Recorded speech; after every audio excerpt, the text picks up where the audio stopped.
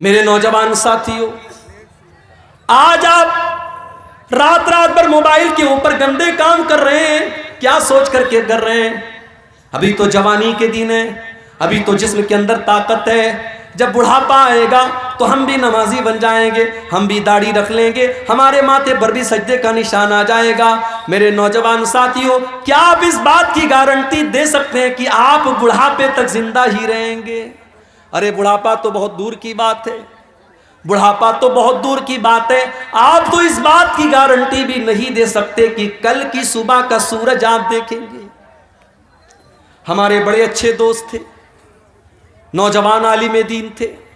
बिहार और झारखंड में हम लोगों ने साथ में प्रोग्राम भी किया था। हमारे उत्तर प्रदेश के रहने वाले थे मौलाना अब्दुल रहमान साजिद सल्फी, हमारे बनारस से जामिया सल्फिया से उन्होंने पढ़ाई भी की थी। मुंबई के अंदर कुर्ला में एक मस्जिद के इमाम थे, बहुत अच्छे मुकर्रिर थे और बहुत अच्छे इंसान थे, खूबसूरत भी थे, खूबसीरत भी थे। अभी पिछले हफ्ते की खबर है, मौलाना अब्दुल रहमान साहब एक प्रोग्राम में पूना जाते हैं, वहां पे तकरीर करते हैं अल्लाह ताला की तौहीद के बारे में, उसके हुकूक के बारे में। तकरीर करने के बाद रात ही में वो मुंबई के लिए चलने लगते हैं, क्योंकि वो एक मस्जिद के इमाम हैं और मस्जिद की कमेटी ने यह कह करके रखा है कि आपको हर हाल में फजर की नमाज में रहना है। हो लोगों, मौलवी कोई रोबोट तो नहीं होता, मौलवी कोई मशीन तो नहीं होता, उसके पास भी तो जरूरतें हो सकती हैं, उसके पास भी तो मजबूरियां हो सकती हैं। तुमने मौलवियों को मशीन समझना क्यों शुरू कर दिया है? बंद कर दो मौलवियों को मशीन समझना। मदरसों में पढ़ाने वाले मौलवियों को आपने 5-5 हजार रुपए की तनख्वाह भर रखा। अरे 5 हजार की तो लोग चाय और पान खा जाते हैं, पी जाते हैं। 5 हजार में वो मौलवी किस तरीके से अपने बच्चों का पेट पालेगा? कभी आपने सोचा? वो बेचारा 10 साल तक मदरसे की पतली दाल पी करके और बगैर छिला हुआ आलू खा करके उसने मदरसे में पढ़ाई की, लोगों के दरवाजों पर भिखारी बन करके जागीर का खाना उसने खाया, और आज जब वो आलिम दीन बन करके आया, आपने 5 हजार में और 7 हजार में उसको मस्जिद का इमाम बनाया। शर्म आनी चाहिए। मस्जिद के इमाम से ज्यादा तो मोहल्ले में झाड़ू लगाने वाले की और सफाई करने वाले की तनख्वाह है।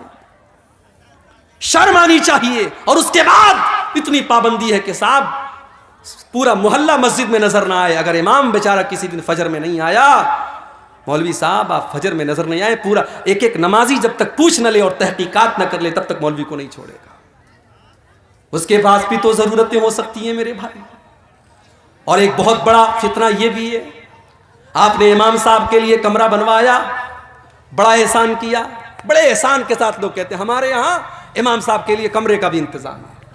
कैसा कमरा है? छोटी सी कोठरी है। बेचारा इमाम सर एक दीवार में उसका टकरा रहा है तो पैर दूसरी दीवार में टकरा रहा है। इतना बड़ा कमरा होता है इमाम साहब का कि वो मुर्गी का दरबा भी उससे बड़ा होता है।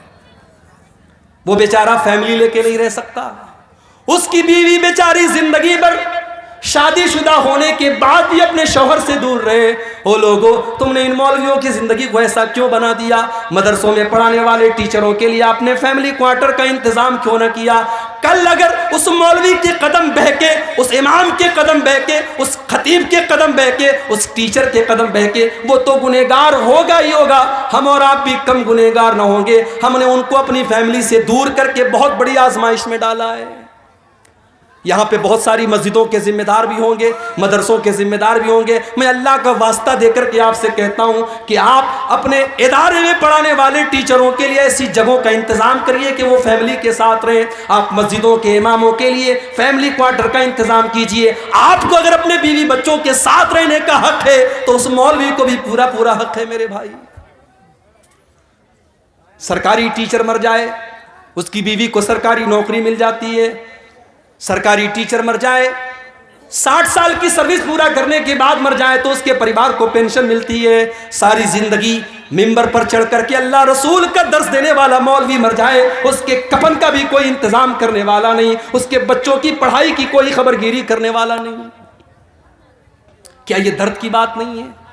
क्या ये सोचने की बात नहीं है? मेरे भाई, दुनिया की हर कौम अपने गुरु की, अपने टीचर की, अपने उस्ताद की का सम्मान करती है। हमारी कौम तो सबसे ज्यादा मौलवियों के अंदर कीड़ा निकालती है।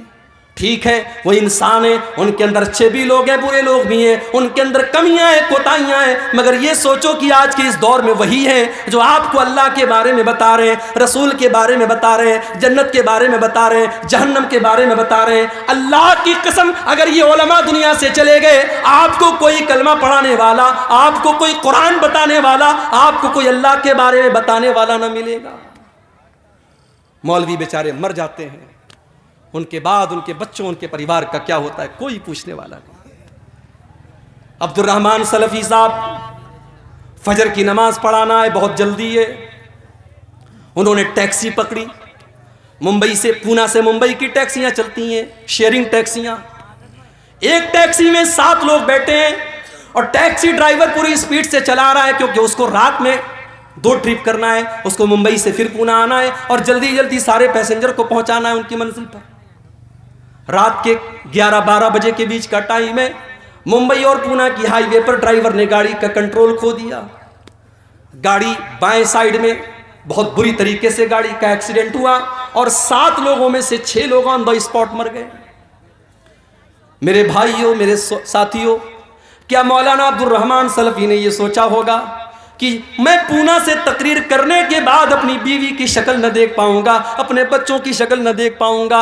उनका इंतकाल हो जाता है, उनकी लाश की फोटो आती है। अल्लाह की कसम, वो लाश का फोटो देख करके आप जिंदगी का फोटो देखिए और लाश का फोटो देखिए, आपकी आंखों में आंसू आ जाएंगे। खूबसूरत चेहरा है, लहू लुहान हो चुका है, सर पूरा पिचक चुका है और ऑन द स्पॉट उनका इंतकाल हो जाता है। मेरे भाई, ये मौत बड़ी बेरहम होती है, ये मौत बड़ी शफाक होती है। इस मौत को कोई मतलब नहीं कि आपकी बीवी के ऊपर क्या गुजरेगी, आपके बच्चों पर क्या गुजरेगी, आपके बाद आपके घर वालों पर क्या गुजरेगी। इस मौत को इससे कोई मतलब नहीं कि आपने कौन कौन से सपने देखे थे, आपकी जिंदगी का क्या टारगेट था, आपने क्या सोचा था। मौत तो अपने टाइम पर आएगी और आपको लेकर के चली जाएगी, चली जाएगी। वअन्फिकू मिम्मा रज़क़नाकुम मिन क़ब्लि अन यातिया अहदकुमुल मौत। ऐ ईमान वालो, हमने तुमको जो रोजी दी है तुम उसमें से खर्च करो, इसके पहले कि मौत आ जाए। फ़यक़ूल रब्बी लौला अख़रतनी इला अजलिन क़रीब। और जब मौत आ जाएगी तो इंसान कहेगा, ऐ अल्लाह थोड़ा सा मौका और दे देता, थोड़ा सा टाइम और दे देता। ऐ अल्लाह बहुत पैसा मेरे बैंक में रखा हुआ था, मैं तेरी राह में सदका कर देता। ऐ अल्लाह मैं तेरे रास्ते में दे देता। अल्लाह।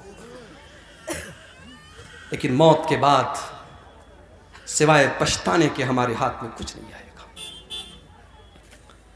मौत के बाद इंसान दोबारा दुनिया में आने की तमन्ना करेगा, लेकिन बहुत सारी आरज़ुएं ऐसी होती हैं जो कभी पूरी नहीं हो सकती। मरने के बाद कभी दुनिया में कोई वापस नहीं आया। कभी रात में कमरे में आप लेटे हों और लाइट चली जाए तो औरतें तो डर जाती हैं, बच्चे डर जाते हैं, बिल्कुल अंधेरा हो जाता है, हम भी डर जाते हैं। इंसान बिल्कुल अंधेरा हो जाए तो इंसान सोचने लगता है कहाँ जाए, दरवाज़ा किधर है, स्विच किधर है, सामान किधर है, इंसान सोचने पर मजबूर हो जाता है। ओ लोगों, जब रात में कभी आप कमरे में तन्हाई में होते हैं और लाइट चली जाए, अंधेरा हो जाए, क्या आप उस वक्त के बारे में नहीं सोचते जब आप अपनी कब्र में होंगे और वहाँ भी उससे ज़्यादा अंधेरा होगा और वहाँ पर आपको बचाने वाली कोई बीवी ना होगी, वहाँ पर आपको बचाने वाले कोई माँ बाप ना होंगे, कोई रिश्तेदार ना होगा। उस मौत के बारे में, उस कब्र के बारे में हम क्यों नहीं सोचते? उस मौत के बारे में हम क्यों नहीं सोचते? मौत के आने के बाद इंसान ये तमन्ना करेगा कि काश हमें दोबारा दुनिया में आने का मौका दे दिया जाए। अल्लाह ने फरमाया कुरान के 18वें पारे में, हत्ता इज़ा जाअ अहदहुमुल मौत, जब मौत का टाइम आता है इंसान ये कहता है, क़ाल रब्बिरजिऊन, ऐ अल्लाह तू एक मरतबा मुझे दुनिया में दोबारा लौटा दे, लअल्ली अअमलु सालिहा, ऐ अल्लाह मैं दोबारा दुनिया में जाने का चांस मांग रहा हूँ। इसलिए नहीं कि बेटी की शादी करना है, इसलिए नहीं कि बीवी के नाम बैंक बैलेंस करना है, इसलिए नहीं कि मकान बनवाना है, इसलिए नहीं कि बेटी के जहेज का इंतज़ाम करना है। आज कितने बूढ़े बाप हैं, जवान बेटियां उनके घर में खूबसूरत भी हैं, दीनदार भी हैं, नमाजी भी हैं, कुरान भी पढ़ने वाली हैं, मगर पूरे गांव में कोई उनसे रिश्ता करने वाला नहीं है, क्योंकि उस गरीब के पास अपनी बेटी को बेचने के लिए पैसा नहीं है। हो लोगों, आज हमने ऐसा माहौल बना दिया कि आज बेटियों का सौदा होता है। जितना क्वालिफाइड दामाद हो, सरकारी नौकरी वाला दामाद है तो अलग कीमत है, अच्छा बिजनेस वाला दामाद है तो अलग कीमत है। आज हमने दामादों की कीमतें बना कर रख दी। आज तो हम अपनी बेटियों का सौदा कर रहे हैं। सौदा हो रहा है, और कौन कर रहा है? अहले हदीस कर रहा है। बड़े फख्र से हम कहते हैं कि साहब, सीमांचल में एक कौम ऐसी भी है कि पूरी कौम अहले हदीस है। कभी हम कहते हैं, दूसरी जगहों पर बात निकलती है कि कटिहार से लेकर के किशनगंज तक चले जाओ, अररिया से फॉरबिसगंज से लेकर के आप पूर्णिया के तमाम इलाकों को देखो, बड़ी तादाद में एक ऐसी कौम रहती है जो सबकी सब अहले हदीस है। मगर अहले हदीस का मतलब सिर्फ सीने पर हाथ बांधना तो नहीं होता है मेरे भाई। अहले हदीस का मतलब सिर्फ नमाज में जोर से आमीन कहना तो नहीं होता है। अहले हदीस का मतलब होता है कुरान और हदीस पर चलने वाला। और अल्लाह की कसम, जो कुरान और हदीस पर चलेगा वो जहेज की डिमांड तो नहीं करेगा, वो जहेज का लेन देन तो नहीं करेगा, जो आज हमारे यहाँ हो रहा है। बेटियों का सौदा हो रहा है, और आज हमने ऐसे हालात पैदा कर दिए कि बेटी पैदा होती है तो ना चाह करके भी बाप की पेशानी पर बल पड़ जाता है कि ये कैसी मुसीबत मेरे पास आ गई, इसको पढ़ाना भी होगा, ये जवान होगी तो जमाने की गंदी नजरों से इसको बचाना भी होगा, जब ये जवान होगी तो इसको जमाने की गंदी नजरों से बचाना भी होगा, इसको बेपर्दगी से भी बचाना होगा, इसको बेहयाई से भी बचाना होगा, इसके दुपट्टे का भी ख्याल करना पड़ेगा, इसके कपड़े का भी ख्याल करना पड़ेगा। और जब बड़ी मुश्किल से ये जवान हो जाएगी तो फिर इसके लिए जहेज का इंतजाम करना पड़ेगा। इंसान के दिल में ये ख्याल आ ही जाता है कि अल्लाह, ये कौन सी मुसीबत हमारे घर में आ गई, इससे तो बेहतर था कि मुझे बेटा हो जाता। हमने ये हालात बना दिए, हमने ये हालात बना दिए। वरना बेटियां तो रहमत होती हैं, बेटियां तो अपने माँ बाप के लिए जन्नत की खुशखबरी लेकर के आती हैं। अल्लाह के नबी फरमाते हैं, मनिब्तुलिया मिन हाज़िहिल मनाति शैअन कुन्न लहू सित्रम मिनन नार। जिसको अल्लाह ताला बेटी दे दे और बेटी के इम्तिहान में वो खरा उतर जाए, वो बेटियां अपने माँ बाप को जहन्नम की आग से बचाएंगी। एक हदीस में अल्लाह के नबी ने फरमाया, मन आला जारियतैनि हत्ता तबलुगा। जिसको अल्लाह ने 2 बेटियां दे दी और दोनों बेटियों की उसने अच्छी परवरिश कर ली, दोनों बेटियां जवान हो गईं। अच्छा, लोग कहते हैं ना बेटियां पराया धन होती हैं, लोग ऐसा बोलते हैं। माफ कीजिएगा, ये हिंदुस्तान का कल्चर होगा, ये हमारे गैर मुस्लिम भाइयों का कल्चर होगा। बेटियां पराया धन नहीं होती, बेटियां अपना धन होती, बेटियां अपना धन होती हैं। और हमने देखा है कि माँ बाप आखिरी सांसें ले रहे हैं और उसी घर में रहने वाला जवान बेटा एक बार पलट करके बाप की और माँ की हाल चाल नहीं लेता है, और बेटी बेचारी ससुराल से दौड़ी दौड़ी आती है और माँ के बगल में बैठकर और बाप के बगल में बैठकर उनकी सेवा करती, उनकी खिदमत करती।